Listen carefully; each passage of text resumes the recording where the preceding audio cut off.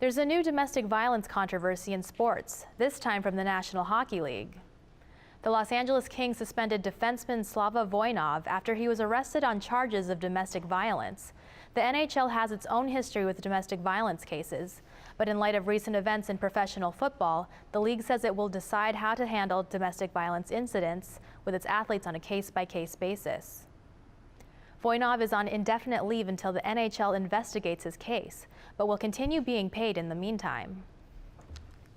As for the NFL, the story of Ray Rice is not over yet.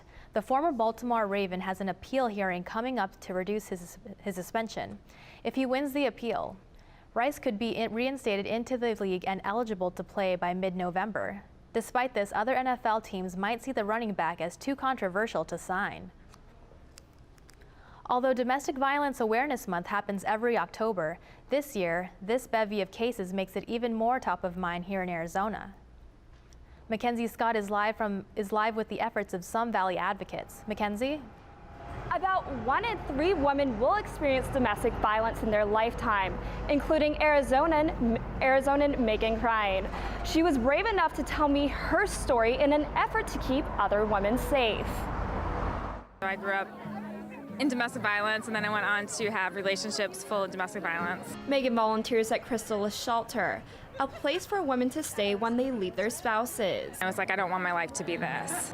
He was away at work, and I packed my stuff and I left. Reports of athletes accused of domestic violence sparked survivors to tell their stories on social media, using the hashtags #WhyIStayed and #WhyILeft on Twitter. Social media has gotten so involved in this, has created way more attention and discussions than could have happened any other ways. Domestic violence victim advocate Randy Keppen believes that the intense media focus has its benefits.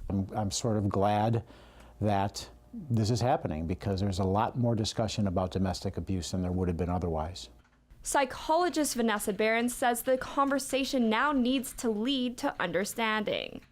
She describes 3 phases of domestic violence: tension building, an explosion, and the honeymoon. They will go and then the tension phase and then the explosion again. And the longer a person stays in a relationship, the cycle gets smaller and smaller, where the explosion happens more and more often and the honeymoon phase becomes smaller and smaller as well.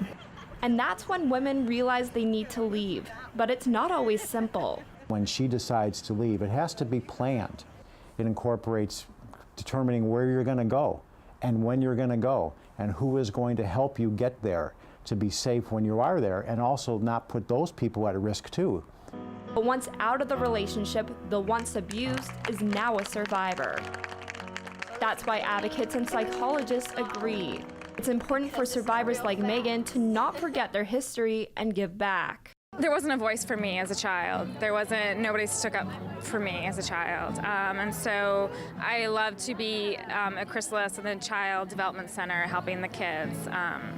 I want to do that for them. A Chrysalis representative told me that they actually have had an increase in phone calls since all the media and social media attention. Live in Phoenix, Mackenzie Scott, Cronkite News.